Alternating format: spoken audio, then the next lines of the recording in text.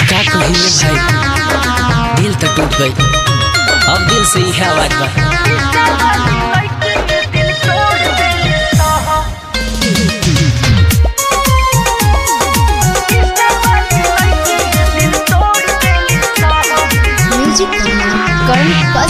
Fan follower पावे खाती जोड़ ले ली सा, फैन फॉलोअर पावे खाती जोड़ ले ली सा।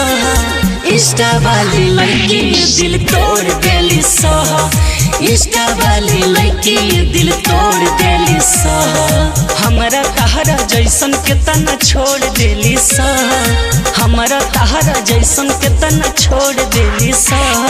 इंस्टा वाली लड़की दिल तोड़ देली सा, इंस्टा पोके लड़की दिल तोड़ देली सा।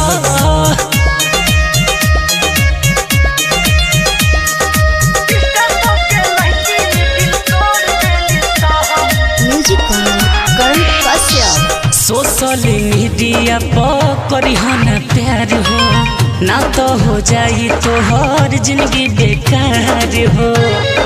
ए भाई सोशल मीडिया पर करी हो ना प्यार हो, ना तो हो जाई तो हर जिंदगी बेकार हो। होठ पे खुशी देके आँख में लोर देली सा, इंस्टा वाली लड़की दिल तोड़ देली सा, इंस्टा वाली लड़की दिल तोड़ देली सा।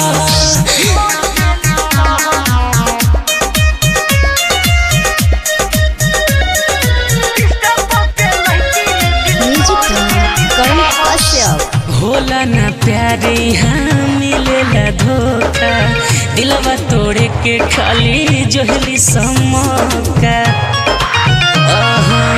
होला ना प्यारे यहाँ मिलेला धोखा, दिलवा तोड़े के खाली जोहली मौका। राजमुनि के पूरा झोंका झोर देली सा, इंस्टा वाली लड़की दिल तोड़ देली सा, इंस्टा पोके लड़की दिल तोड़ देली सा। इंस्टा वाली लड़की दिल तोड़ देली सा, इंस्टा पोके लड़की दिल तोड़ देली सा। मिठुआ विकास से मुंह मोड़ लेली सा, निरंजन रवि से मुंह मोड़ लेली सा। इंस्टा वाली लड़की दिल तोड़ देली सा, इंस्टा पोके लड़की दिल तोड़ देली सा। अरे भाई इंस्टा पर प्यार मत करिए। Recording by race music studio Chakiya.